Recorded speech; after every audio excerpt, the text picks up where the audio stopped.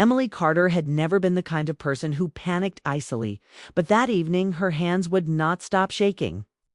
A single envelope lay open on the small wooden table in her apartment, and the numbers written on the paper felt heavier than my. And the numbers written than my. Emily Carter had never been the kind of person. Emily, we had been with cases as I commute my sever, but with 6 A's, but by on my sevened. A 7 sever 7 my sevened except. At we can tell a quote at quote May 6 8 up siqui on I can e with canide you see quit can ward a 6 ag kick like it with coid you we get guy kick kinky to sick you to you I can you could you I can get I to you could with if you could you I could I to do get with the get lay with we and you are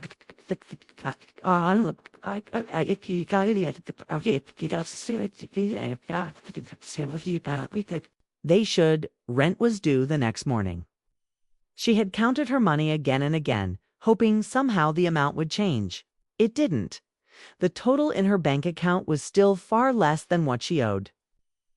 Outside, the town was quiet, the kind of quiet that made small worries feel bigger. A thin winter wind moved along the street, brushing against the windows of the old apartment building where Emily had lived for almost 2 years. The place wasn't fancy, but it had always felt safe to her. She liked the creaky stairs, the soft, yellow lights in the hallway, and the small balcony where she sometimes sat with tea after long workdays. But tonight the apartment felt different, smaller, tighter. Emily leaned back against the couch and looked around the room as if it might disappear. Her bookshelf stood by the wall, filled with novels she had collected slowly over the years. A knitted blanket lay folded neatly. On the kitchen counter sat a mug she had forgotten to wash. She had always tried to keep her life simple and steady. She worked at a bookstore downtown. It's a quiet place where people came not just to buy books, but to talk about stories, memories, and sometimes their problems. Emily liked listening to people. She liked recommending books that made them smile. But lately, things had not gone the way she hoped. The bookstore had reduced staff hours after a slow season. Some days she worked only half shifts. At first she told herself it would be temporary, but weeks passed and the schedule didn't improve. Then her car needed repairs. After that, her heating bill had gone up because of the cold weather. Little problems kept adding up. Now they had led to this moment. Emily rubbed her forehead and took a slow breath. She hated the feeling of being behind in life. Back in Canada, before moving to the United States, she had always been careful with money. She had planned everything. She believed if you worked hard and stayed kind, things would eventually settle into place. Yet life had its own plans. Stood up and walked to the window, watching the empty street below. A couple walked past, laughing about something. Their voices faded into the distance. Emily tried to imagine tomorrow morning, the conversation she might have to face. The look on her landlord's face when he asked about rent. Daniel Brooks, even thinking about his name made her nervous. It's not because he was mean. In fact, Daniel was the opposite. That almost made things harder. Daniel had bought the building a few years earlier. Some landlords stayed distant, but Daniel talked to people, asked if everything was working fine, and actually fixed problems quickly. When Emily's heater had broken during a cold week last year, he came over himself with tools and spent hours making sure it worked again. She still remembered how calm he had seemed that day, and how awkward she had felt trying not to stare at him too much. Daniel was the kind of person people trusted easily. Tall, relaxed, thoughtful. He spoke slowly as if every word mattered. Emily sighed softly. She hated disappointing people like that. A clock on the wall ticked loudly. The evening was getting late. Emily walked to the kitchen and poured herself a glass of water, though she wasn't really thirsty. Her thoughts kept circling this same worry. Maybe she could explain everything. Maybe Daniel would give her more time. Maybe a knock on the door interrupted her thoughts. Her heart dropped instantly. She didn't need to guess who it was. For a few seconds, she just stood there, frozen. The knock came again, steady and patient. Emily walked slowly toward the door, each step heavy with nervous energy. When she reached the handle, she paused and took a deep breath. Then she opened it. Daniel stood in the hallway, wearing a dark jacket, the cool night air still clinging. To him, his expression was calm, but his eyes looked thoughtful, like he had been thinking about something for a while. "Hey, Emily," he said. His voice was gentle, which somehow made her feel even more embarrassed. "Hi," she replied quietly. For a brief moment, neither of them spoke. Then Emily decided to say it before he had to ask. "I know rent is due," she said quickly, "and I'm really sorry. I've been trying to figure it out." Daniel didn't interrupt her. He simply listened. That was something Emily noticed about him often. He listened more than he spoke. "I just need a little more time," she continued, her voice softer now. "I'm working extra shifts next week. I'll catch up."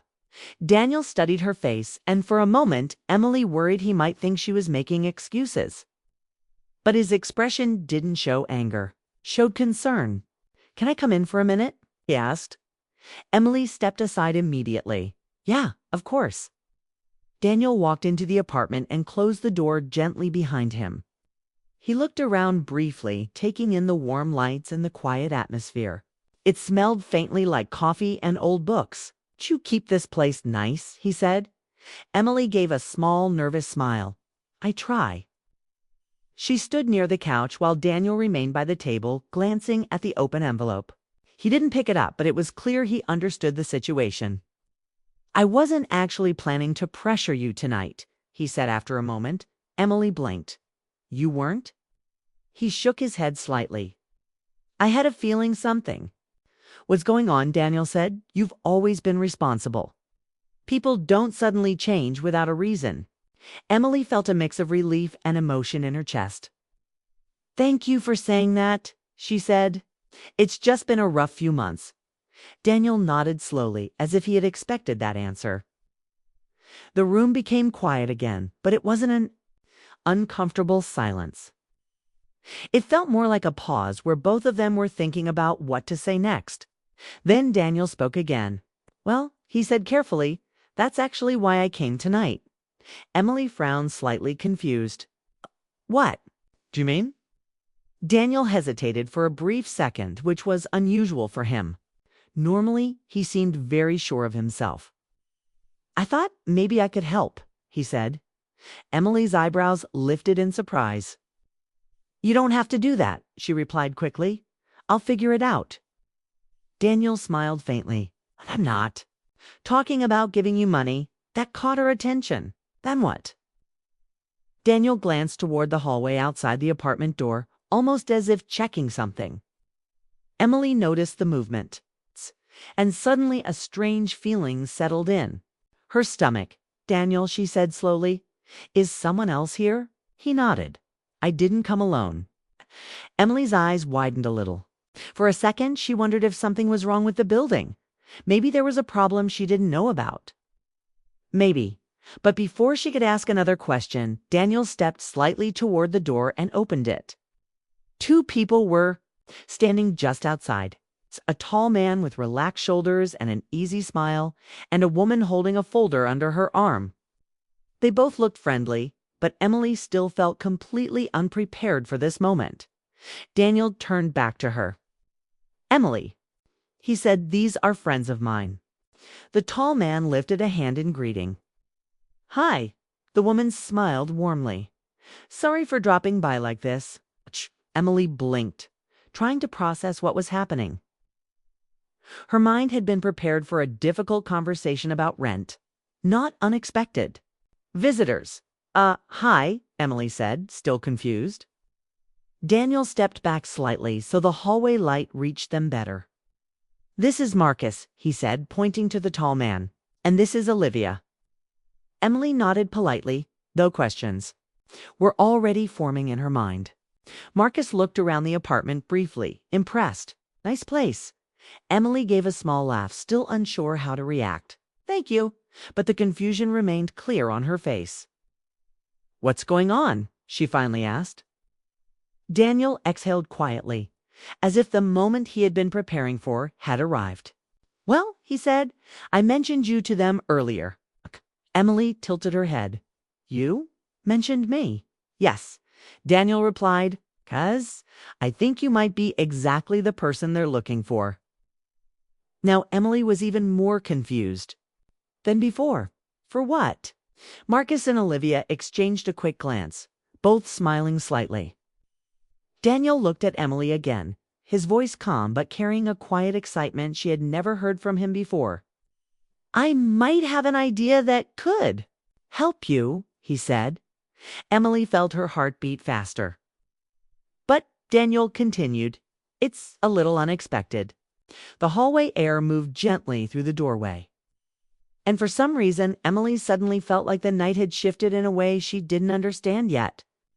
She stepped back slightly to let them inside. And deep down, a small feeling of curiosity began to grow. 'Cause sometimes the moments that start with worry end up leading somewhere completely different. Emily's heart raced as she watched Marcus and Olivia step into the apartment. She tried to keep her composure, but her thoughts were spinning. What could Daniel possibly mean by bringing friends here? She had been prepared to apologize, to explain her lack of rent, to ask for more time. Not this. The apartment, cozy and quiet only moments ago, suddenly felt smaller, almost electric with anticipation. Daniel closed the door behind them, and the soft click sounded louder than it should have. Marcus was tall and broad-shouldered, an easy smile that made Emily want to relax, even if she couldn't. Olivia carried herself differently, calm and organized, but her warm eyes gave away an immediate friendliness that put Emily slightly at ease. Emily had never met them before, yet Daniel's presence seemed to tether the room together, making everything feel intentional and safe. Daniel gestured toward the living room. "Let's sit," he suggested. Emily moved to the couch, her fingers brushing the soft blanket, unsure of what to do with them. Marcus leaned against the doorway casually, while Olivia settled across from Emily with the folder still in her hands. Emily broke the silence first. "I don't understand. Why are you here?" she asked, keeping her voice gentle but trembling slightly. Daniel exchanged a look with Olivia. "I told them a bit about your situation," he said. "Not everything, just that things have been tough lately." Emily's stomach tightened. She hated to be in this position. She hated having to admit vulnerability, even if Daniel and these strangers didn't see her often. She felt exposed. Yet there was something in Daniel's tone of calm kindness that made it easier to breathe. Marcus spoke next. "Daniel mentioned you work at a bookstore," he said. Emily nodded, still cautious. "That's right. I love it there." Olivia opened the folder she had been holding. Photographs, sketches, and plans spilled across the pages. Emily leaned forward, instinctively, curiosity overtaking her nerves. "We're opening a small reading cafe," Olivia said. "Books, coffee, storytelling nights, a place for the community. Daniel is one of the investors." Emily blinked, trying to take it in. "A cafe?" she asked, voice barely above a whisper. Her life had been so tangled in worries that a new opportunity felt surreal. "Yes," Olivia continued. "And we need someone who understands books, who knows how to connect with people. Daniel thought you might be perfect." Emily's mind raced. She looked at Daniel, who nodded slightly. He looked calm, steady, almost certain. Emily's chest felt tight with disbelief. Could this be real? Could she really do something bigger than the bookstore? Something that mattered to more people? I don't know if I'm qualified," she said, her voice small. Daniel shook his head gently. "You're more qualified than you think. Every time you've helped someone pick a book, every recommendation, every smile you've given a customer, you've been preparing for this in your own way." Emily felt a flush rising to her cheeks. She had never thought of herself as extraordinary, just someone who cared. And yet, here was Daniel, his eyes steady on hers, making her feel seen. Olivia smiled encouragingly. "We're not asking for Perfection. We're asking for someone passionate. Someone like you. Emily's mind spun faster. She remembered the sleepless nights, the bills, the anxiety, the constant worry about rent. And now here they were offering a lifeline. Not just a job, a chance to create something, to be part of something bigger. Marcus stepped closer, his smile widening. We can start small. Talk over coffee tomorrow, maybe. Just discuss the details, see if it feels right. Emily nodded slowly, still absorbing it all. I'd like that, she said finally, her voice steadier now. A small hope began to bloom in her chest, a light she hadn't realized she needed. After a few more questions and brief answers, Marcus and Olivia thanked her for letting them in and left. The hallway grew quiet again, the sounds of the city, outside muted behind the closed door. Emily sat on the couch, taking in the sudden shift in her world. Everything felt surreal, yet somehow promising. Daniel remained standing near the window, hands in his pockets. Emily felt a tension in the air different from before, softer but significant. She wanted to thank him not just for this opportunity, but for believing in her when she felt invisible, for noticing her efforts, for not judging her for struggling. Daniel, she began, her voice barely above a whisper. He turned, his eyes meeting hers. Something unspoken passed between them, a quiet recognition of shared understanding, of mutual respect, and perhaps something deeper, though neither would name it yet. Thank you, she said, her words simple but sincere. Daniel smiled softly. Sometimes people just need someone to notice that they're trying, he said. The warmth in his voice lingered in the room. Emily felt it reach into the corners of her tired heart.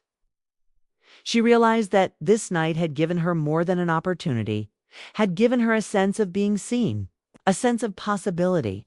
As Daniel stepped out into the hallway, Emily watched. The door closed behind him, and the apartment felt still once again, quiet but different. No longer just her small, struggling world. Something larger had arrived. Something hopeful. Emily sat back, clutching the edge of the couch cushion.